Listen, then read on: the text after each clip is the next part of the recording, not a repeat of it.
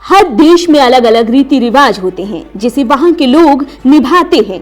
कुछ तो बेहद अजीबोगरीब होते हैं जो किसी को भी हैरान कर देने के लिए काफी हैं।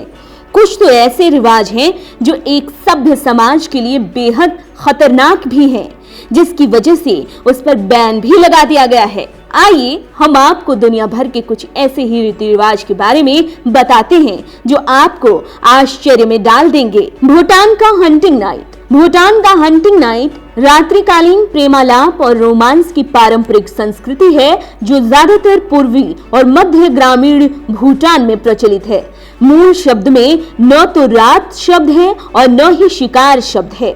इस प्रथा में वहां के लड़के शादी के लिए लड़की तलाशने रात के वक्त निकलते हैं और जवान लड़की का पहले घर ढूंढते हैं, फिर वहां पूरी रात रुकते हैं। अगर लड़की के परिवार वालों ने उस लड़के को पकड़ लिया तो उस लड़के को लड़की से शादी करनी होती है। लड़का अगर शादी के लिए तैयार नहीं है तो सजा के तौर पर उसे लड़की के पिता के खेत में काम करना होता है। वैसे तो वहां के लोग इस परंपरा को मानते भी हैं, लेकिन फिर भी इसे लेकर एक समय में विवाद भी खड़ा हो गया, क्योंकि इस परंपरा के कारण लड़कियों के साथ रेप करने के मामले सामने आने लगे थे। इंडोनेशिया और मलेशिया में शादी के अजीबोगरीब रिवाज। इस रिवाज के तहत शादीशुदा नए जोड़े को 3 दिन तक शौचालय का इस्तेमाल करना मना होता है। जी हाँ, आपने सही सुना, शादी के 3 दिन तक बाथरूम नहीं जा सकते ये दूल्हा दुल्हन। ऐसी मान्यता है कि अगर इस परंपरा का पालन नहीं किया गया तो शादीशुदा जोड़े के साथ कुछ अशुभ हो सकता है। शादी में प्रॉब्लम्स आ सकती हैं। यहाँ तक कि लोगों को शादीशुदा जोड़े के बीमार पड़ने और उनकी मौत हो जाने का भी डर होता है। ऐसे में शादीशुदा जोड़े की उनके परिवार वाले निगरानी करते हैं। ब्राजील में मौत से जुड़ी परंपरा। ब्राजील और वेनेजुएला के बीच अमेज़न के जंगलों में एक जनजाति रहती है, यानोमामी, जो परंपरा के नाम पर मरे हुए परिजनों को पहले जला देते हैं और उनकी हड्डियों को उनके राख में मिलाकर पीस देते हैं। फिर परिवार इसका सूप बनाकर पीता है। वो ऐसा मानते हैं कि ऐसा करने से मृत व्यक्ति की आत्मा खुश हो जाती है और उन्हें ऐसा लगता है कि वे अपने परिजनों में ही वास कर रहे हैं। ट्राइब की कुल आबादी करीब 35,000 है। 1940 में जब ब्राजील सरकार ने वेनेजुएला से सीमा रेखा तय किया और वहां अपनी एक टीम भेजी, तब पहली बार दुनिया को इस ट्राइब के बारे में पता चला। ट्राइब के लोगों का बाहरी दुनिया से कोई संपर्क नहीं है और न ही वे संपर्क रखना चाहते हैं। यहाँ सर्कुलर झोपड़ी बनाकर 400 लोग एक साथ रहते हैं। कब्रिस्तान में मनाते हैं पिकनिक। डेनमार्क के कब्रिस्तानों में लोग सुकून और आराम की तलाश में जाते हैं और पिकनिक मनाते हैं। कब्रिस्तान के नाम पर यहाँ के लोग खुशी से खिल उठते हैं। कब्रिस्तान में अपनों की समाधि होती है। ऐसे में डेनमार्क के लोग समय निकालकर वहां अपनों से मिलने जाते हैं, उनका ध्यान रखते हैं। सुविधाओं से लैस यहाँ के कब्रिस्तानों में पेड़ पौधे होते हैं। चारों तरफ शांत माहौल होता है। कब्रिस्तान को फूलों से सजाया जाता है।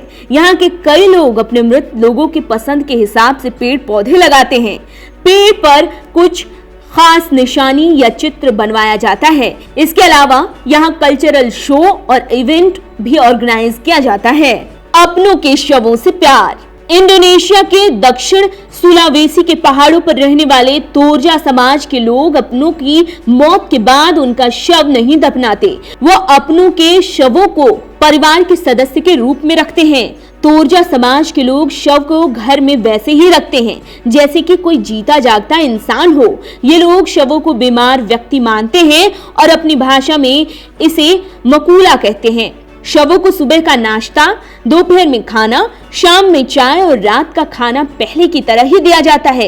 इन्हें रोज नहलाया जाता है और उनका ध्यान रखा जाता है। शवों को फॉर्मल्डिहाइड और पानी का मिश्रण दिया जाता है ताकि उनका शरीर सुरक्षित रहे। इन लोगों का मानना है कि इन्हें शवों से डर नहीं लगता, बल्कि वो मृतक से प्यार करते हैं। इन शवों का अंतिम संस्कार भी अलग तरीके से किया जाता है। भव्य भोज होता है, भैंसे की बलि दी जाती है। यहाँ के लोग मानते हैं कि भैंसा ही मृतकों को दूसरी दुनिया में लेकर जाता है। ऐसे में भैंस का होना तो जरूरी है। ये लोग शव को दफनाने के बजाय पहाड़ियों पर बनी प्राकृतिक गुफाओं में एक ताबूत में रख देते हैं, साथ में जरूरत का सामान भी रखते हैं। माना जाता है कि इन चीजों को आत्माएं इस्तेमाल करती हैं। ये समाज हर 3 साल में अगस्त के महीने में इन शवों का अंतिम संस्कार करता है, जो शवों का सफाई संस्कार भी कहा जाता है। ग्रीस में थूकने की परंपरा। ग्रीस में दूल्हा और दुल्हन पर थूकने का रिवाज है।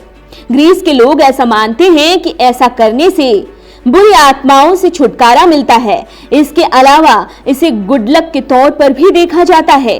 ग्रीस के लोग और भी कई शुभ मौकों पर इस परंपरा का पालन करते हैं। ईस्टर्न यूरोप में कुपाला नाइट। कुपाला नाइट का उत्सव रहस्यमयी लेकिन लुभावनी परंपरा भी है। इस परंपरा के तहत महिला और पुरुष एक दूसरे का हाथ थामकर अंगारों पर चलते हैं। ऐसा करने में कामयाब होने पर युवा जोड़ा को लगता है कि वो एक दूसरे के लिए ही बने हैं। कुपाला नाइट 6 और 7 जुलाई की रात को सेलिब्रेट किया जाता है। कई लोग जंगल में जाकर मिथिकल फ्लावर खोजते हैं। ऐसा माना जाता है कि इस रात जो भी ये फ्लावर पा लेता है वो अमीर हो जाता है और उसकी पूरी जिंदगी सुखपूर्वक बीतती है। गले तक मिट्टी में दफनाना। गले तक मिट्टी में दफना दिए जाते हैं बच्चे। भारत में गुलबर्ग के मोमीनपुर में ऐसी परंपरा है कि यहाँ अपने ही बच्चों को मिट्टी में दफन किया जाता है। ऐसा माना जाता है कि मिट्टी काफी पवित्र होती है। इस परंपरा के तहत ऐसा करने से बच्चों की सभी मानसिक और शारीरिक तकलीफें खत्म हो जाती हैं। इस रिवाज के तहत बच्चे को 6 घंटे तक मिट्टी में गले तक दफन कर दिया जाता है। दी गई जानकारी की पुष्टि नेटवर्क न्यूज नहीं करता है। ये जानकारियां अलग अलग स्रोतों से जुटाई गई है। आप देख रहे हैं नेटवर्क न्यूज, साहस सच कहने का।